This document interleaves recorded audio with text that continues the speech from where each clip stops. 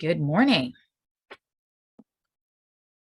Well, good afternoon, everyone, and welcome to the Supply Chain Solutions Weekly Ship Show series. Today is September 29th, 2022, and this is episode number 38 in our Ship Show series for 2022 that keeps you informed of the changing market conditions, emerging trends, best practices in a volatile time of geopolitical intrigue and supply chain disruption and inflation. And boy, is that a lot of stuff. As always, it's my pleasure to welcome my Ship Show co-host, Jason Brand, our Director of Business Development, who joins me each week on our broadcast. And finally, my name's Anthony D'Ambrosio. I'm the Vice President of Sales at Supply Chain Solutions, the company that always delivers value quickly, affordably, and flawlessly. And lastly, we'd like to thank our amazing Director of Marketing, Vanessa Fry, for producing today's show. Well, it's that time again, folks. It's all about the FMR, the Freight Market Roundup. So please allow Jason and I to unpack the international and domestic market conditions for everyone.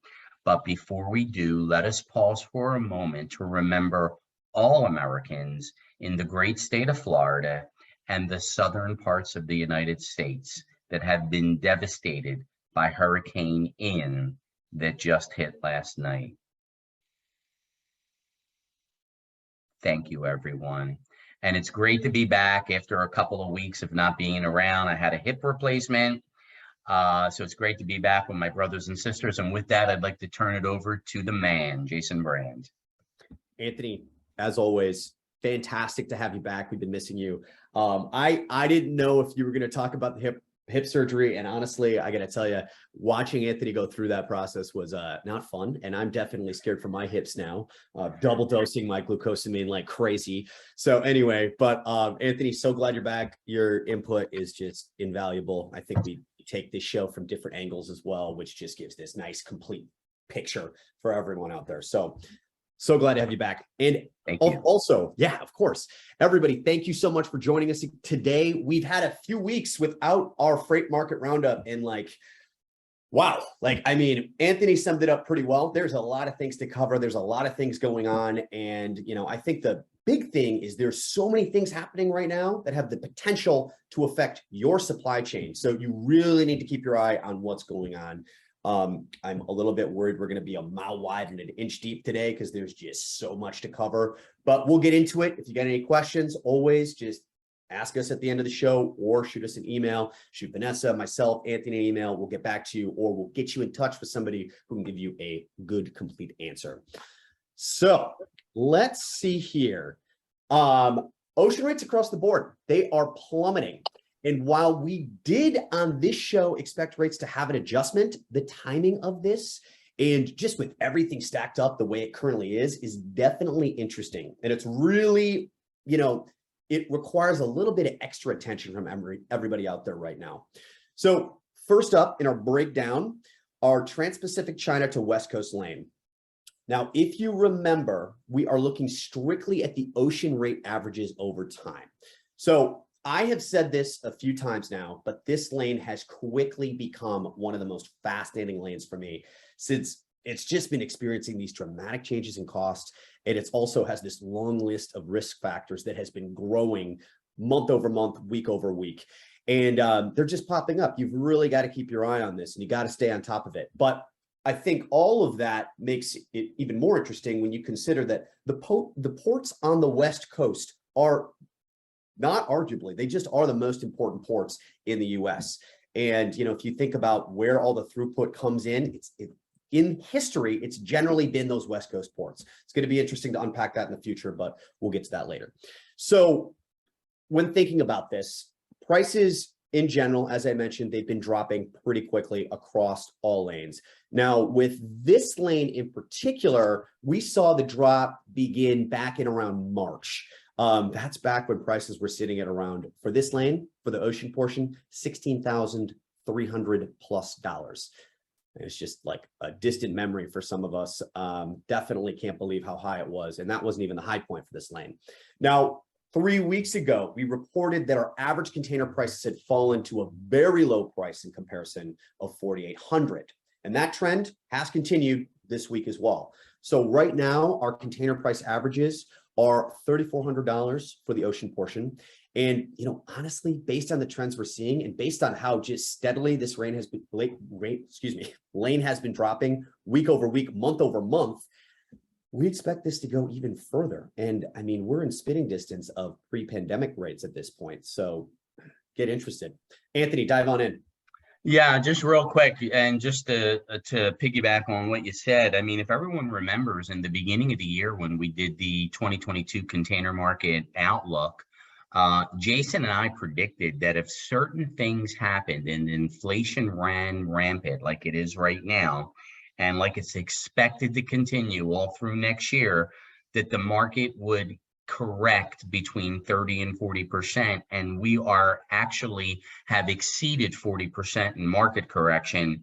And this morning we've gotten a new update from one of our prime partners over in Asia, and they're seeing $1,900 to $2,400 per FEU going into the West Coast, and $5,900 to $6,350 per FEU going into the East Coast. So there's definitely a big drop in demand because of the inflation running rampant. So just wanted to remind everybody that we didn't want that prediction to come true, but it's definitely something that happened for sure.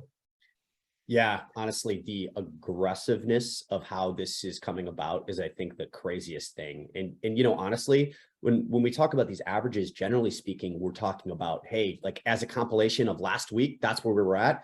Anthony's talking about, hey, just yesterday, I was working with this rate and bam, we're seeing, so it's even lower than what I just mentioned, just lower than last week. So, I mean, as you can imagine, these are continuing to drop. There is a glass floor. There is.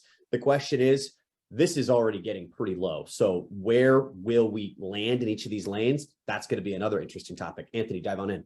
And Jay, just one last thing. I think one of the biggest things is, though, as you mentioned, is the Trans-Pacific carriers coming in October intend to implement a series of blank sailings that are going to be very tough for the industry. And it's going to be about the same amount of blank sailings as they did last October, but this is really not going to do anything to stem the rapidly falling spot rates.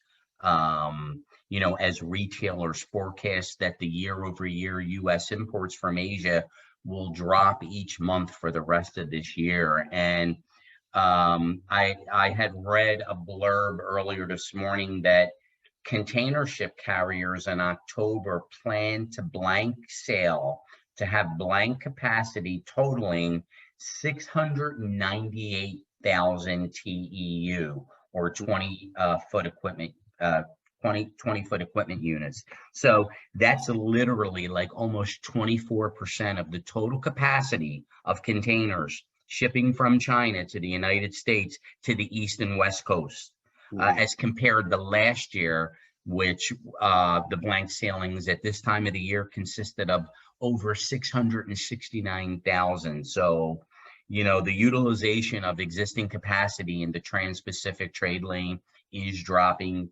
quickly, as Jason mentioned earlier. So you got so many things I want to talk about now because of that. So one thing I wasn't going to mention today, I want to dive into this a little deeper first, but I think this is a good segue in, especially considering all those blank sailings. So Anthony, did you see that article talking about going into 2023, ocean carriers are going to be down an expected 80% in profit compared to last year? Did you see that article? I did, and I was blown away by it, to be frank with you. Oh my gosh. Well, we think about how just hyperinflated it was before. I guess I can understand because, you and me watching this, our minds were blown every week when it was just climbing and climbing, but, still.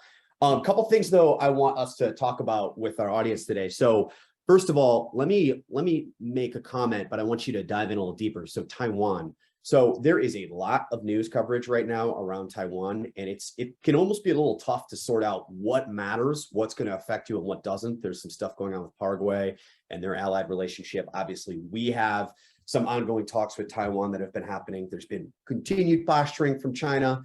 And, but really, what is all this kind of, where does the rubber meet the road on this? And I think one fact I want to mention, there was an interview with the, what was his name? SAP. So I'll get his name. I'll email it back out. Great interview. If I can find the link, I'll send it out as well because it was really insightful. But in that interview, they talked about how 40% of our containerized imports are actually coming from either China or the Chinese region. So your Southeast Asian region. And, if you think that, a situation in Taiwan wouldn't affect you, that, it definitely would. Even if you're not directly getting your goods from that area, you have to go all the way back to the raw material chain and just how all of those relationships will be mangled because of just the posturing and the sides we're on. Taiwan. So Anthony, how do you kind of give some insight on Taiwan? Because I know you've done a lot of research on that. Yeah, just remember over a month ago, we did a show about, what happens if and when China invades Taiwan. And the 40% of freight that goes through the Taiwanese Strait, a lot of people don't realize it. And that's a big commerce waterway where so much freight is going through. Whether it's coming, from Singapore or many of these countries in that Asia Pacific rim. So there's a lot of volatility there, and there's a lot of things that could go wrong. That'll have a ripple effect. So yeah. A couple more things I want to talk about. So the West Coast port labor battles, you may have seen it. There was a little bit of a special that happened on CNBC. And it kind of highlighted that there is some finger pointing and there was some accusations of slowdowns that happened because of the negotiations. They're now 4 months out of contract.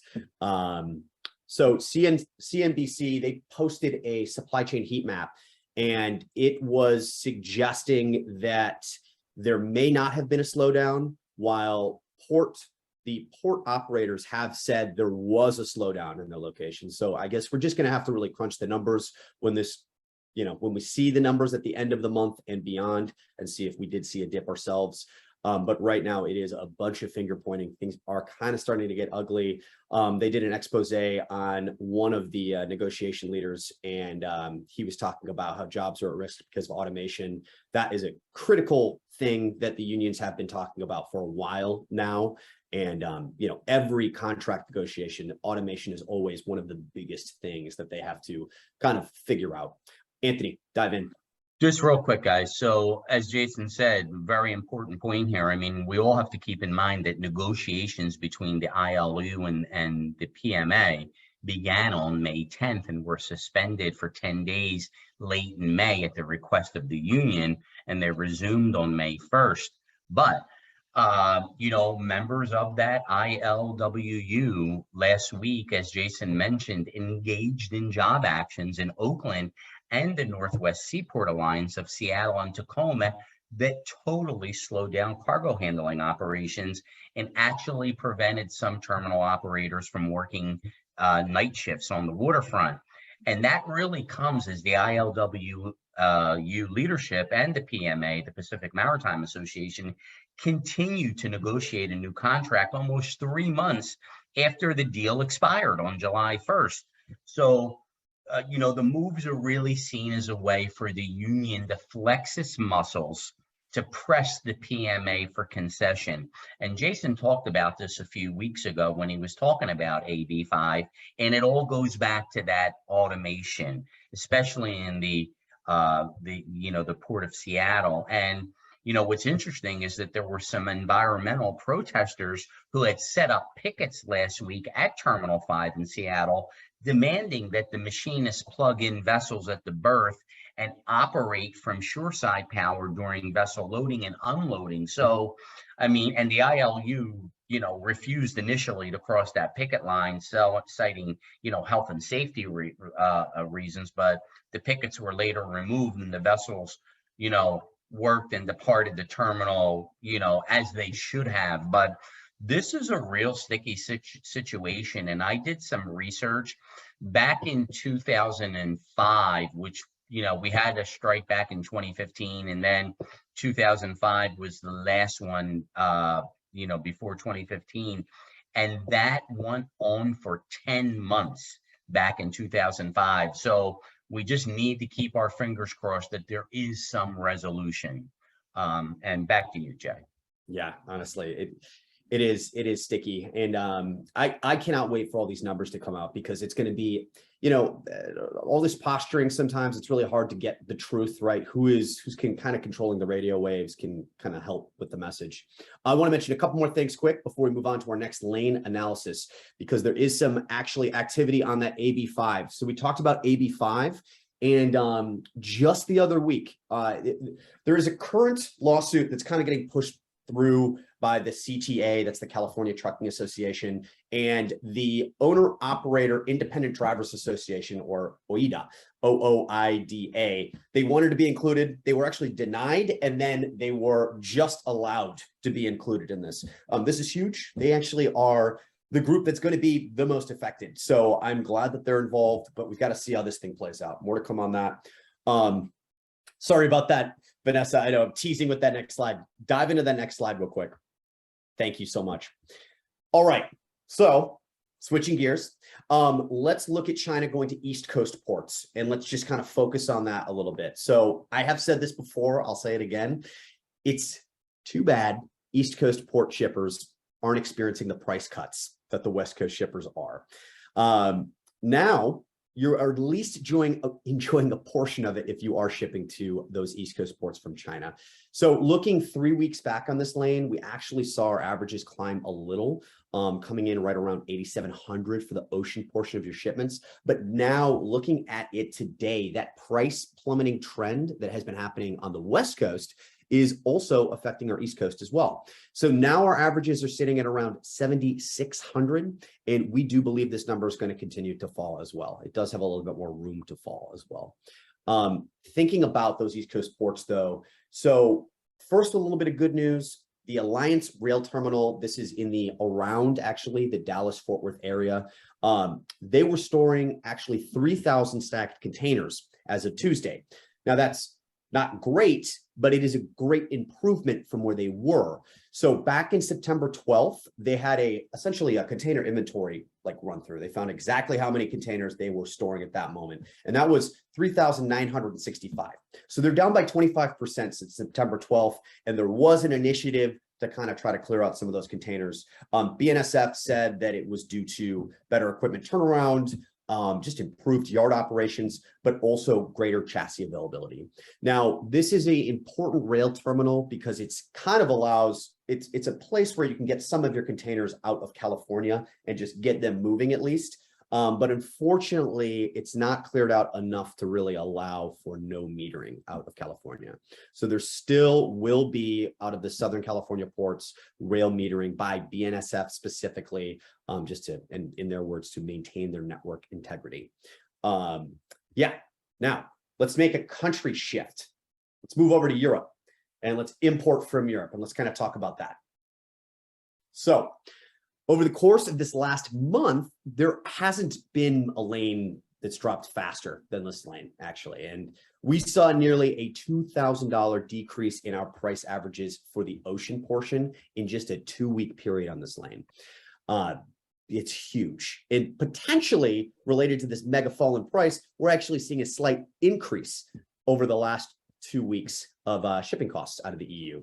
So 2 weeks ago, prices were roughly at 6,800, and last week they were at roughly 6,900. So there's a lot obviously happening over in Europe at the moment, and some of the instabilities in other areas are affecting the shipping markets as well.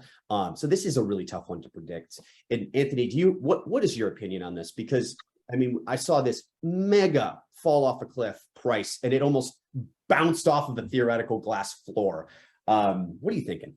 Well, I'll tell you that's thank you for asking. I mean, I think that we are headed for a lot of turbulent waters as we go into the winter months now in Europe, because with the sabotage of the Nord Stream pipelines 1 and 2 that recently occurred in the last 48 hours, the fact that Russia has shut off most of its oil and natural gas going into Germany, and let's face it, folks, Germany is the European powerhouse in the EU right now economically. Okay. So as we go into winter into Europe, we are going to see major problems for many EU countries with energy and diesel fuel and gas and oil, natural gas and oil. It is really going to become a perfect storm. And I've talked to a lot of friends in the industry, and some people have studied it, and some people say, you're kidding me. I can't believe it. But I want to tell you, I don't want it to be true. But I think we're really headed to some really, again, turbulent waters as we go into the wintertime. And so I would implore everyone to really look at your demand planning and look and see what you have coming out of those EU countries, specifically places like Germany, Portugal, Italy, even England, okay, Spain. I think we're really headed for a bad time right now. And honestly, I want to end on a slightly brighter note. Sorry, Jay. No, it's okay. I mean, we gotta talk about it. But what was it? The Stockholm, right? Stockholm, Sweden, the pipeline, that operation at least is up, which is obviously nowhere near as major as the Nord Streams, but it's at least something, right? Baltic pipeline. There's a couple, we're working on other venues, but this is a big wrinkle. I mean, we talked about the Nord Stream and just how the volume of just energy it provides. That's not great news. I saw that. I definitely and just keep in mind that of the top 5 countries in the EU that are exporting from the EU to the United States and other countries around the world, Germany is number 1 with 3.32 million 20-foot equipment units, with Italy and Spain, Netherlands and France falling right behind them. So I really think Germany is going to be affected a lot by what's going on over there with all that energy issues. So we have to be careful with that. I hate to put it this way, but I am excited to kind of keep watching these things, because I mean, it never ceases to amaze me at some of the interesting ways we find ourselves like getting out of these situations. And so I am super fascinated. Anthony, thank you so much for that. A couple of things I want to talk to you about though, real quick. One thing, just kind of a statement of fact. So Anthony mentioned, obviously, we are dealing with a pretty big hurricane right now, and obviously there are some port closures because of it. So Wednesday, Tampa Bay and Jacksport were locked down. That also included the rail yards. And then actually later in the day on Wednesday, the U.S. Coast Guard closed down a couple Atlantic ports as well. That was Jacksonville and Fernandina. For some reason, every time that name gets me. But yeah, so they're going to be closed traffic wise as well, just as a precaution. Anthony, am I missing any ports that got closed because of Ian? Well, just no. I mean, you're right on. I mean, whether it's, Tallahassee or, Tampa, even though they got affected, they didn't take a major hit, but they were still affected, Port Everglades. Okay. But, everyone has to understand that, Alligator Alley, I-75 into Collier and Lee County, that is totally closed right now. I-75 south of Charlotte County is closed, and many of the major causeways, the Sanibel Bridge, which is one of the major bridges that connects into Fort Myers and Sanibel Islands. It's going to be a big issue. I mean, there's going to be logistics issues for weeks, if not, a couple of months. So it's a very sad situation right now. Yeah, the amount of footage we're able to get our hands on, nowadays is incredible too, because everyone can post, exactly what they're seeing, and seeing obviously all the flooding is just insane. And lastly, real quick, just don't forget Savannah. I mean, Savannah, Georgia is really feeling the effects of the hurricane. So again, that's going to be a bad situation. Savannah is the 4th largest port in the United States. So again, really bad. It's been flexed on a lot recently too. So a couple things I want to mention about Europe before we move on. Liverpool dock workers. So they are going to stage a second walkout. This is going to be happening from the 11th to the 17th.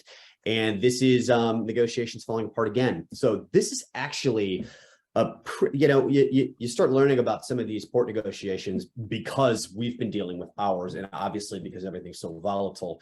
But yeah, so they haven't had a wage review in 27 years, and so they've been a little bit upset with that. And they also want to change their shift rotations. So 11th to 17th, Liverpool is going to have this walkout. It will affect operations. Keep that in mind. But let's move on to the next slide. All right. So China to Europe. Oh, actually, did I mess that up? I apologize. I did. Let me quick touch on China to Europe, and then I'll dive right into air. So real quick, and I love to say this because this was the pre-pandemic truth, at least, of it, before the Ukraine situation and obviously that pandemic. But this was the busiest lane in the world. We also saw this as all the other prices started getting extremely volatile. This ocean price average stayed the most consistent in the world for many, many weeks, many months, actually, in comparison. But really, it's been a crazy, crazy year. So a lot has been affecting this lane, and we really saw this lane semi-recently at around $10,000. Now we're seeing it down to $7,200. And actually, what's interesting about the current price of this lane, $7,200 is the lowest this lane has been since 2020. So in all of 2021, it was never as low as 7,200. This is the lowest it's been since 2020. So it is a pretty substantial drop. It does signify a couple deeper things as well. Yeah. All right, let's dive right into air. Anthony, you want to add anything to that before we talk about air? No, you're always spot on, Jay. It's just, I was looking at the container shipping index earlier this morning about some of this China to Europe stuff, and the cost of shipping containerized cargo from China to Europe increased significantly between January of 2019 and August of 22 this year. So, what you said about where the pricing is right now versus where it was even in August, it's amazing to see the difference in the price. So yeah. No, it's true. And when we see how low the West Coast, the Trans-Pacific into the West Coast is going, you view a $7,200 lane as still being pretty expensive. But then when you look at how long it's been since it's been down that low, you're like, okay, this is actually pretty substantial. Yeah. But yeah, let's dive on into air trends real quick. So Asia air rate trends is going to be out of your Southeastern Asian region coming into the US. It's just our average across the board. So it's actually been kind of crazy. We've been noticing a pretty extreme seesawing effect week over week. Last week, we saw our price averages sitting at around $5.10 a kilo. But the week before that, it was almost $10 a kilo. And this trend has been happening 4 weeks over the course of the last month. So if you've got an air shipment you're planning right now, and you've got a little bit of time flexibility with that, work with our team. We'll try to lock in one of those $5 a kilo rates, because it literally, we've got a $5 a kilo rate, book it, because we are seeing that same seesaw over the course of this month. Now, as for our Europe to US air shipments, very consistent, actually. It's been still sitting at right around $3 a kilo. This is slightly higher than it was last month, but we're talking about cents. Now, looking at our South American air freight, this is going to be coming up into the US. So if you've been shipping Central or South America into North America, you're actually enjoying the lowest air rates we've seen in quite some time. So right now, our price averages are at around $2.70 a kilo. And just for means of comparison, they used to be back in August, $6 a kilo. So definitely getting some savings there. Now let's flip the slide for fuel. In fuel, I'm sure you're aware of this. In general, at the pump, you've been experiencing some savings. Actually, gas specifically has slightly increased over the past couple of weeks, but that is partially due to some of these weather events. Diesel, on the other hand, has been pretty reliably dropping. We've been seeing roughly 7 cents a week for the past 3-ish weeks. Right now, average across the US is at $4.88 a gallon. Anthony, anything you want to add to that to finish this up? No, you're right on, Jay. Right, spot on. And you know what? We are right at 1:30. We're maxed out our time right there. Sorry, guys. Awesome. Thank you so much. It doesn't look like we have any questions as of right now today. So please remember, you can always email any of us. And thank you so much for your time, Jason and Anthony. Thanks for having me back. It's great to see everybody and make it a great day. Thank you all.